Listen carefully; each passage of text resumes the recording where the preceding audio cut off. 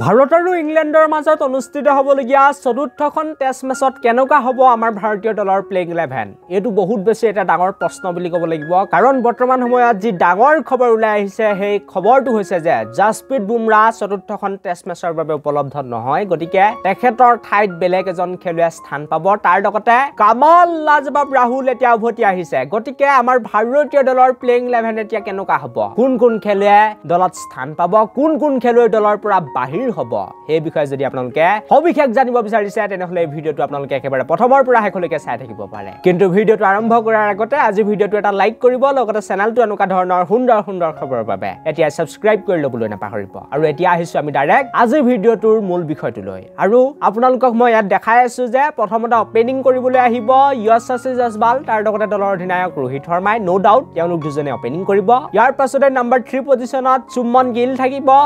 Number 4 পজিশনত দলৰ উপ অধিনায়ক নতুন ভাইস ক্যাপ্টেন বুলি ক'ব লাগিব কামাল লাজবাব ৰাহুল থাকিব যেহেতু জাসপ্ৰীত বুমৰাহ চতুৰ্থখন টেষ্ট মেচৰ বাবে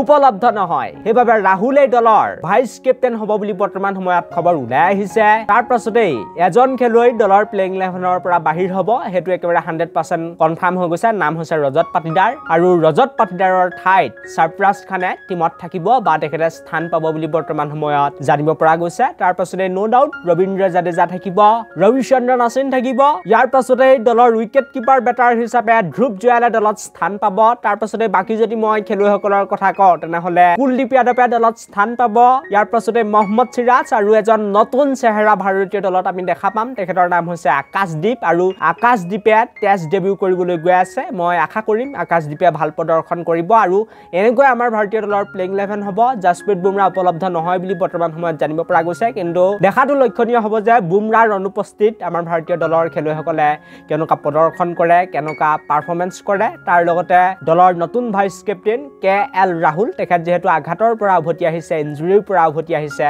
তেখেতে কেনেকুৱা পাৰফৰমেন্স কৰে হেতু আমি চাব লাগিব বা দেখাটো লক্ষণীয় হ'ব বুলি ক'লে বেয়া নহ'ব আৰু এই ভিডিওটো বা পডকাষ্টটো মই ইমানতে সামৰণি মাৰিব বিচাৰিছো thank you for watching this video